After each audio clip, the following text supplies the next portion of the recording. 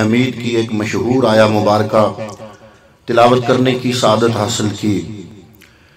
اللہ رب العالمین ارشاد فرما رہا ہے وَقَضَى رَبُّكَ أَلَّا تَعْبُدُوا إِلَّا إِيَّاهُ وَبِالْوَالِدَيْنِ إِحْسَانًا۔ رب العالمین نے اس آیا مبارکہ میں پہلے اپنی عبادت کا ذکر کیا کہ لا تعبدوا، کسی کی عبادت نہ کرو، عبادت کے لائق صرف وحدہ لا شریک ہے۔ دیگر شریعتوں میں سجدہ تعظیمی بھی تھا، لیکن یہ شریعت جس پہ ہم کاربند ہیں، شریعت مصطفی، شریعت محمدی صلی اللہ علیہ وسلم، اس میں سجدہ تعظیمی بھی حرام ہے اور سجدہ عبادت تو ہے ہی کفر۔ تو اللہ رب العالمین نے واضح الفاظ میں فرمایا لا تعبدوا الا ایاہ، کسی کی عبادت نہ کرو سوائے اس رب العالمین کے، عبادت صرف اللہ کی۔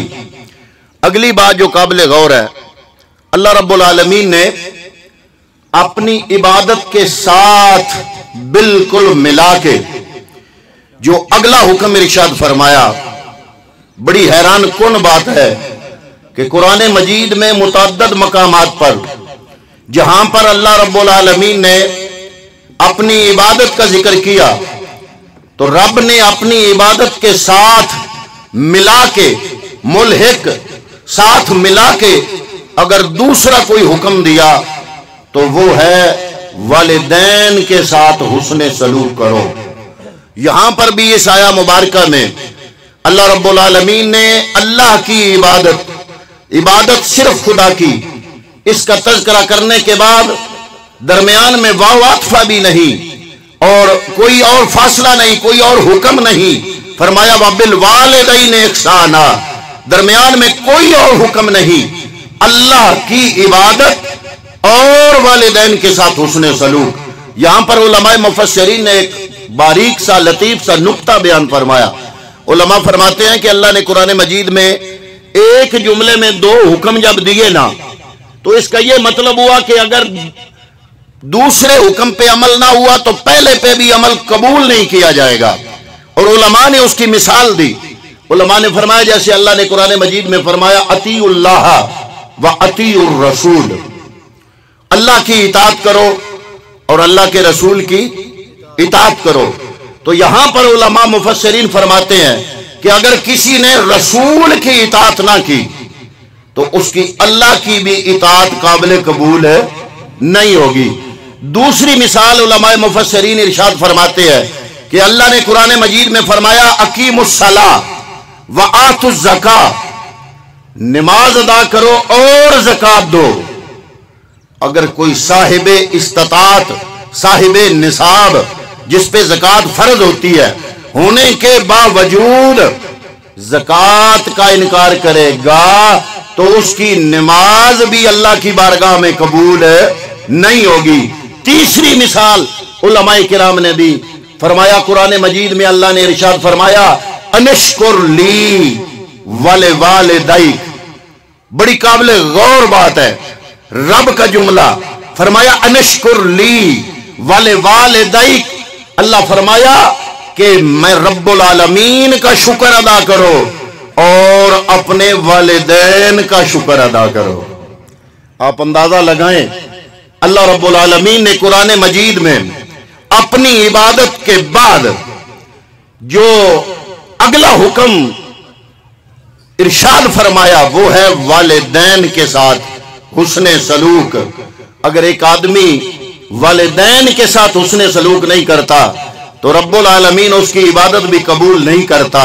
حضور نبی رحمت صلی اللہ تعالی علیہ وسلم کی خدمت اقدس میں ایک غلام آیا، عرض کی یا رسول اللہ سب سے زیادہ میرے حسن سلوک کا حقدار کون ہے؟ حضور نے فرمایا تیرے والدین ہیں۔ ایک حدیث پاک ہے، ایک بندہ حاضر خدمت ہوا، عرض کیا یا رسول اللہ لوگ جہاد کے لیے جا رہے ہیں، اپنا اپنا نام لکھا رہے ہیں، مجاہدین کی لسٹ تیار ہو رہی ہے، اور میں یہ چاہتا ہوں میرے پاس جوانی ہے، قوت ہے، توانائی ہے، میں بھی اپنی جوانی، اپنی عمر، اپنی زندگی دین اسلام پر قربان کروں اور میں بھی جہاد کے لیے جاؤں، میرا بھی نام مجاہدین کی لسٹ میں آئے۔ یا رسول اللہ میں اپنا نام دینا چاہتا ہوں مجاہدین میں۔ حالانکہ اس وقت ہمارے مصطفیٰ کو افرادی قوت کی ضرورت تھی اسلام کو زیادہ سے زیادہ مجاہدین کی ضرورت تھی، اسلام کو زیادہ سے زیادہ جہاد کرنے والوں کی افرادی قوت اور طاقت کی ضرورت تھی۔ لیکن حضور نبی رحمت صلی اللہ علیہ وسلم نے اس سے سوال کیا کہ اے مجاہدین کی لسٹ میں اپنا نام لکھانے والے، مجھے یہ بتا کیا تیری والدہ زندہ ہے؟ عرض کیا یا رسول اللہ والدہ تو زندہ ہے۔ فرمایا جاؤ اپنی والدہ کے قدموں سے لگ جاؤ، اللہ رب العالمین نے تجھ پر اپنی عبادت کے بعد جو چیز ضروری قرار دی ہے وہ والدین کی خدمت ہے۔ گویا علماء محدثین یہاں ارشاد فرماتے ہیں کہ حضور کے ارشاد فرمانے کا مطلب یہ ہے کہ ایک بندہ میدان جہاد میں جاتا ہے، تلوار ہاتھوں میں لیتا ہے اور اپنی جان ہتھیلی پہ رکھ کے دشمن کے ساتھ لڑنے کے لیے باہر نکلتا ہے تو تلواروں کے سائے میں اس کو ملتی کیا ہے؟ جنت۔ فرمایا گویا پتہ چل رہا ہے کہ دین اسلام یہ بتا رہا ہے کہ اگر جنت تلواروں کے چلانے کے نتیجے میں میرا رب جنت عطا فرماتا ہے تو دوسری طرف اسلام یہ بھی بتا رہا ہے کہ ماؤں کے قدموں کو دبانے کی صورت میں اللہ رب العالمین جنت ادھر بھی عطا فرماتا ہے۔ تو سب سے بڑا فریضہ جو مسلمان پہ عائد ہے اللہ کی عبادت کے بعد، میرے پیغمبر نے ایسے تو نہیں فرما دیا۔ حضور ارشاد فرماتے ہیں کہ فرض نماز کے بعد اگر میں نفل نماز پڑھ رہا ہوں گا، میری والدہ مجھے اگر آواز دے گی، میں اللہ رب العالمین کی عبادت چھوڑ دوں گا، اپنی والدہ کے حکم پر عمل کروں گا۔ والدہ بلائے گی تو میں ادھر چلا جاؤں گا، والدہ کی بات سنوں گا۔ حضرات محترم، حضور نبی رحمت صلی اللہ تعالی علیہ وسلم نے اپنے فرمودات میں سب سے زیادہ جس چیز پر زور دیا وہ ہے والدین کے ساتھ حسن سلوک کا۔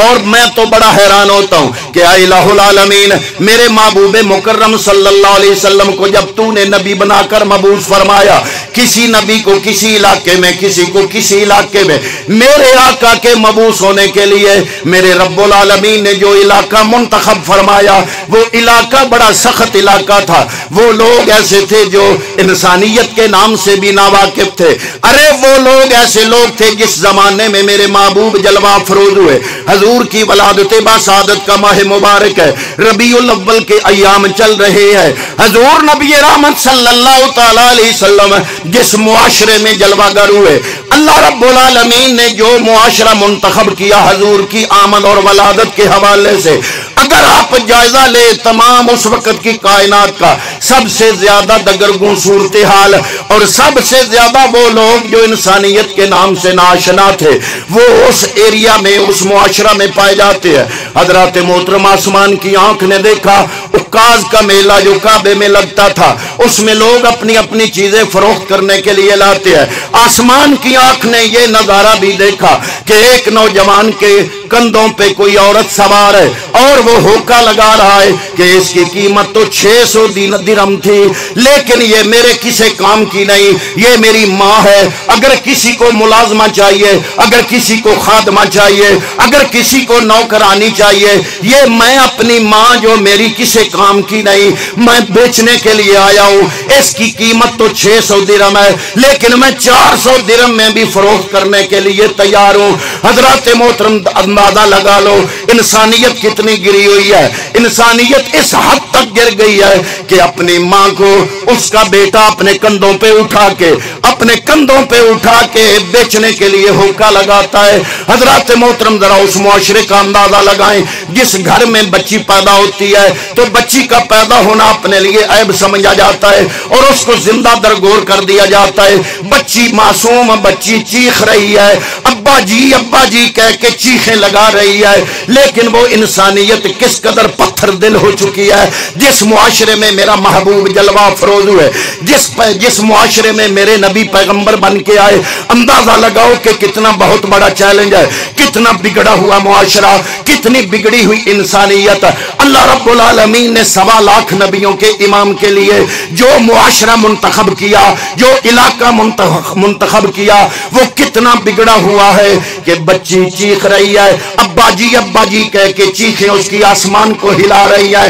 लेकिन बाप के दिल को मामूली भी जुम्बश नहीं हो रही। चीखती चिल्लाती अपनी बच्ची को वो जिंदा दरगोर कर देता है। अगर किसी के घर में बच्ची बच जाती है, जब बालग होती है, बलूगत के वक्त उसके मकान पे झंडा लगा दिया जाता है ताकि दुनिया को पता चल जाए कि मेरे घर में बच्ची जवान है, मैं बेचना चाहता हूं। जब झंडा लोग देखते हैं तो उसकी बच्ची का सौदा करने के लिए उसके पास आते हैं। जिस तरह आप अपनी भैंसों को फरोख्त करते हो, एक एक उज़्व का नाम लेके अपने भैंस की तारीफ करते हो। अपनी भैंस बेचनी हो तो आप कहते हो मेरी भैंस बड़ी बड़ी कीमत वाली है, इसके सींग ऐसे, इसका मुंह ऐसा, इसका सर ऐसा, इसकी टांगे ऐसी, इसका हवाना इतना, इसका दूध इतना। एक एक उज़्व का नाम लेकर अपनी भैंस को जब फरोख्त करते हो, हजरत मोहतरम उस जमाने में जब झंडा लगता था छत पे, लोगों को पता चलता था कि बच्ची जवान हो गई है। और बच्ची का सौदा करने के लिए जब गाहक आते तो बच्ची का बाप जो है वो इसी तरह उसके आज़ा का नाम ले लेके उसकी कीमत बढ़ाने की कोशिश करता। इतना गया गुजरा मुआशरा, इतनी गई गुजरी इंसानियत। 1 मिनट जनाब, जरा थोड़ा सा सब्र करें, थोड़ा टाइम रह गया। तो हजरात मोहतरम, इतना गया गुजरा मुआशरा, इतना गया गुजरा दौर, और इतनी गई गुजरी अखलाकियात। इंसान इंसानियत के नाम से गिर चुका है। अल्लाह रब्बुल आलमीन ने अपने महबूब को मबूस करने के लिए वो मुआशरा मुंतखब किया जो इंसानियत के नाम से भी वाकिफ नहीं। लेकिन जब मेरे महबूब जलवा फरोज हुए तो क्या हुआ?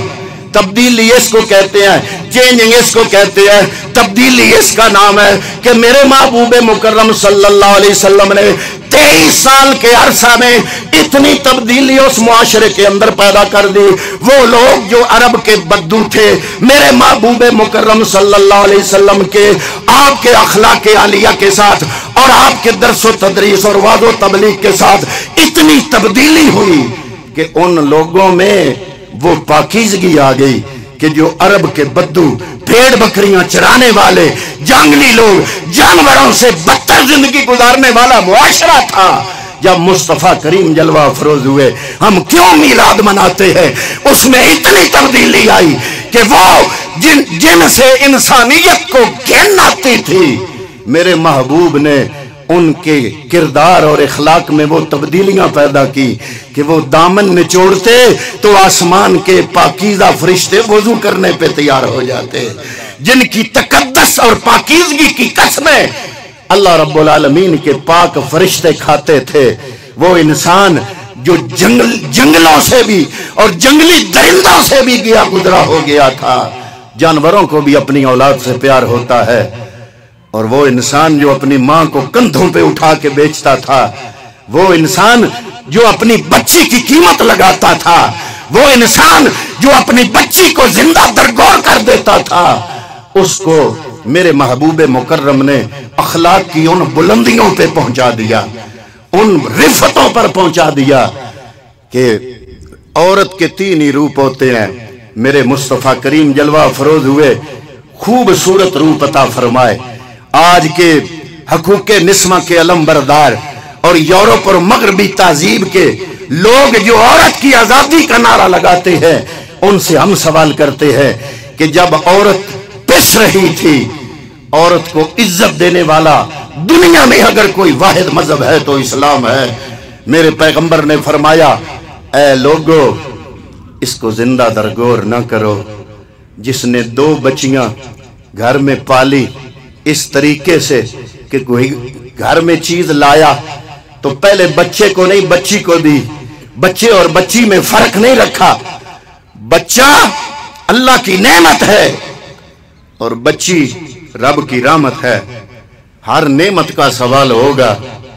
जो भी नेमत है قیامت کے دن اس کا سوال ہوگا، لیکن جو رب رحمت کرتا ہے اس کا سوال نہیں ہوگا۔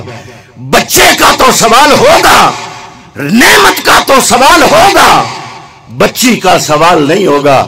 اگر ہوگا تو صرف یہ ہوگا کہ میں نے تمہیں رحمتوں سے نوازا، تو نے اس میں اور بچے میں فرق کیوں رکھا؟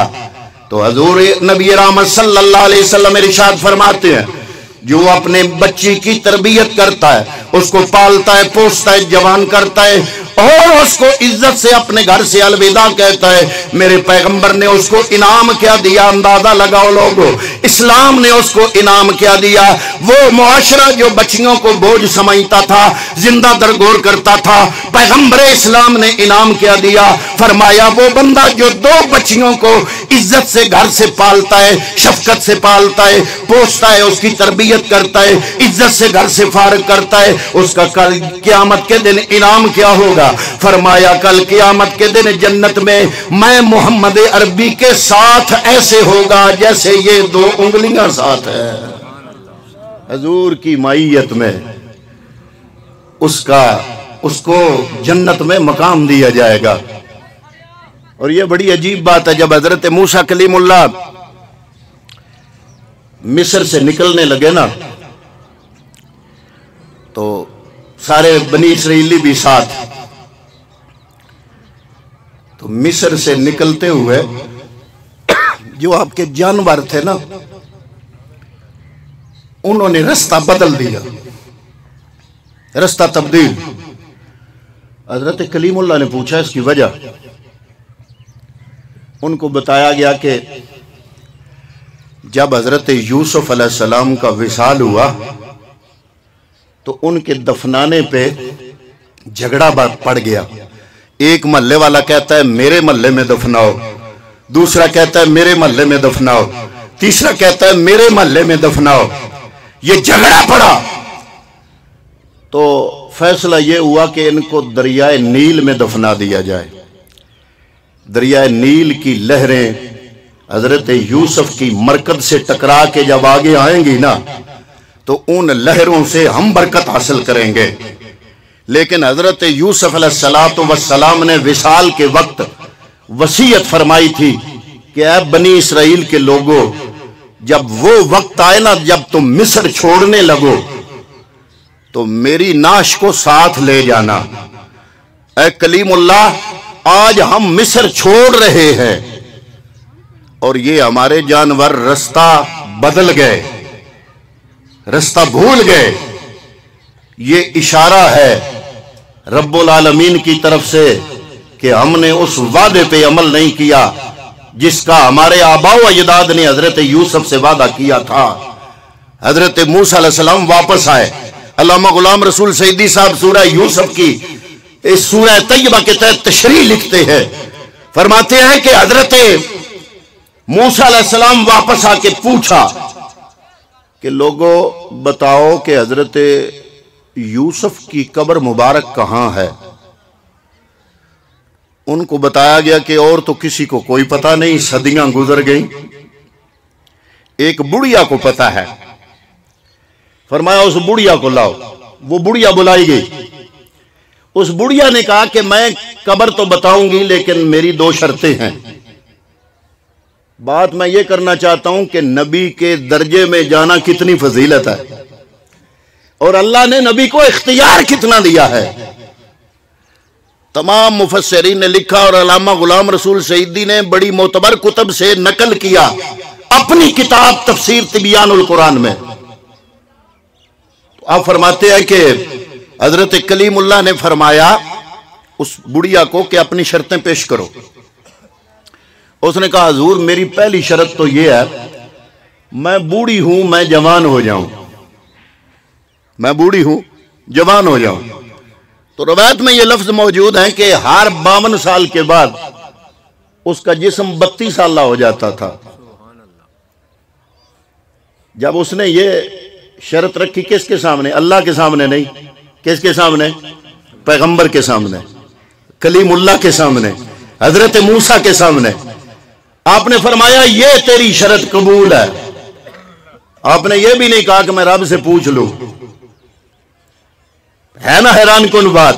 لوگ نبی کو نبوت کو کتنا محدود سمجھتے ہیں اور میرے رب نے کتنے اختیار عطا فرمایا۔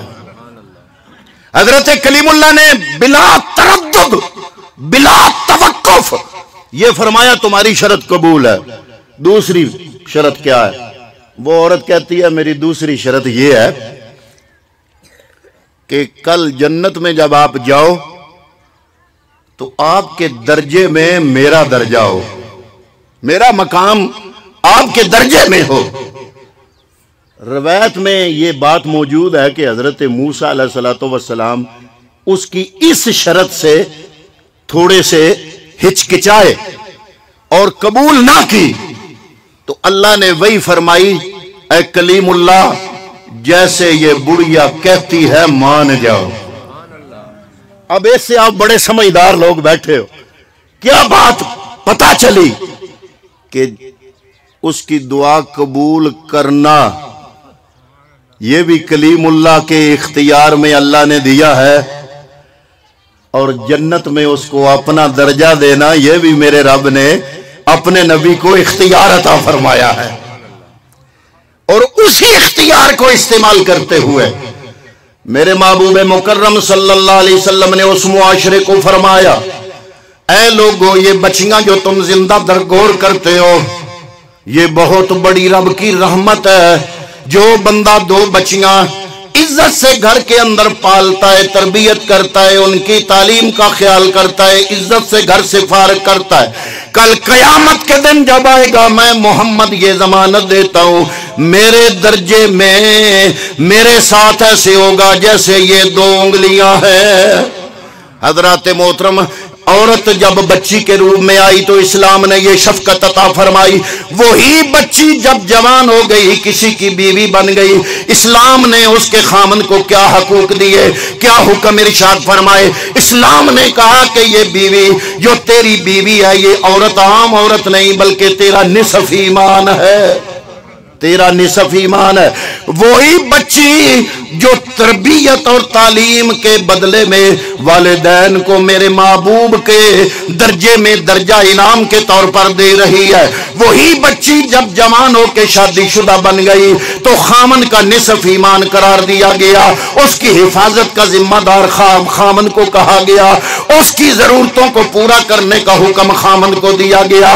گویا اسلام نے چادر اور چار دیواری کا تحفظ وہ اس عورت کو دیا جو پہلے روپ میں تو بیٹی تھی، دوسرے روپ میں بیوی بن گئی، جب بیوی بن گئی تو پھر بھی اسلام نے اس کی عزت کو چار چاند لگا دیے۔ لیکن جب میرے رب نے اس بیوی کو، اس دلہن کو، اس خامن کی بیوی کو جب اولاد سے نوازا، بیٹا یا بیٹی عطا فرمائی، پھر تو درجے ہی بلند ہو گئے، پھر تو کمال ہی ہو گیا، پھر تو وہ مقام مل گیا جو دنیا میں مخلوقات میں سے کسی کو نہ ملا۔ اللہ رب العالمین نے اپنی عبادت کے بعد والدین کے ساتھ حسن سلوک کا تذکرہ فرمایا۔ یہ آیہ مبارکہ جو میں نے آپ کے سامنے تلاوت کی، اس میں بھی میرا رب یہی ترتیب بیان فرما رہا ہے۔ فرمایا وَقَدَا رَبُّكَ أَلَّا تَعْبُدُوا إِلَّا إِيَّاهُ وَبِالْوَالِدَيْنِ إِحْسَانًا۔ اللہ کی عبادت کرو، اللہ کی عبادت کے بعد جو اگلا مقام اسلام کے اندر ہے وہ والدین کے ساتھ حسن سلوک کرو۔ اور جو معاشرہ اپنی ماں کو کندھوں پہ اٹھا کے بیچتا تھا، عورت نے تیسرا روپ عورت کو اسلام نے جو دیا وہ ہے ماں کا، اور فرمایا الجنت تحت اقدام الامہات۔ اے لوگو یہ بوجھ نہیں، یہ تو وہ ہستی ہے کہ جن کے قدموں میں میرے رب نے تمہاری جنت رکھ دی ہے۔ حضور نبی کریم کی خدمت میں ایک عورت آئی، آپ نے وہ چادر جس کو قرآن نے کہا نا یا ایھا المزمل، وہ چادر اتاری، وہ چادر اتار کے 1.25 लाख नबियों के इमाम ने चादर बिछाई, चादर बिछा के उस औरत को कहा चादर पे तशरीफ रखे। हज़रात मोहतरम बड़े इज्जत से पेश आए, बड़ी झुक के बात की, गुफ्तगू फरमाई। जब वो औरत फारग होके चली गई, मदीनातुल मुनव्वरा का माहौल था, लोग समझते नहीं थे, जानते नहीं थे। पूछा या रसूल अल्लाह ये औरत कौन थी? फरमाया ये औरत वो है जिसका मैंने दूध पिया है, ये मेरी रज़ाई माँ है। ये हकीकी माँ तो नहीं, ये मेरी रज़ाई माँ है। मेरे महबूब मुकर्रम सल्लल्लाहु अलैहि वसल्लम ने बता दिया मैं सय्याह ला मकां हूँ, मैं 1.25 लाख नबियों का इमाम हूँ, मैं मस्जिद अक्सा के अंदर अंबिया की इमामत कराने वाला हूँ, मैं सिदरा से आगे जाने वाला हूँ। 70,000 पर्दे रब्बुल आलमीन के हिजाबात, उनसे गुजर के आगे मकाम दना तक मैं पहुंचने वाला हूँ। लेकिन मैं इतने मकामात होने के बावजूद अपनी माँ से झुक के बात करता हूँ। हज़रात मोहतरम चाहे वक़्त का गौस भी हो, उसकी जन्नत माँ के कदमों में। आजकल तो हमारा मुआशरा अजीब डगर पे चल पड़ा है। अगर आप ये जो खुद कुश जैकेटों वाले, ये जो मुजाहिदीन खुद कुश जैकेटों वाले पिन खींचते हैं और मजमे के अंदर जाके खींचते हैं, खुद कुशी खुद भी करते हैं और मुसलमानों को भी जनाब मौत के घाट उतारते हैं, उनको ये समझाया जाता है कि जनाब पिन खींचोगे तो सीधा जन्नत में जाओगे। मैंने अक्सर का डाटा चेक किया, हज़रात मोहतरम उनमें से 90% लोग वो हैं जो वालिदैन के बागी हैं। जब वालिदैन से बगावत करके जाते हैं तो इन लोगों के हथे चढ़ जाते हैं, ये उनकी ब्रेन वॉशिंग करते हैं। ये उनको कहते हैं कि जब तुम मजमे में जाओगे, जब तुम किसी मजलिस में जाओगे, किसी महफिल मिलाद में जाओगे, मस्जिद में जाओगे, किसी इबादत गाह में जाओगे, जब तुम पिन खींचोगे तो सीधा जन्नत में जाओगे। हजरत मोहतरम ये बात तो जाहिल से जाहिल मुसलमान भी जानता है कि इस्लाम के अंदर खुदकुशी हलाल है या हराम है? बोलिए। खुदकुशी, उसने सिर्फ खुदकुशी नहीं की, उलमाए किराम मौजूद हैं, वो कितने लोगों की हिलाकत का सबब बना। किसी एक मुसलमान को जानबूझ के कत्ल करने वाला बंदा, फजज़ाउहु जहन्नम, उसकी जज़ा जहन्नम होती है, उसका बदला जहन्नम होता है।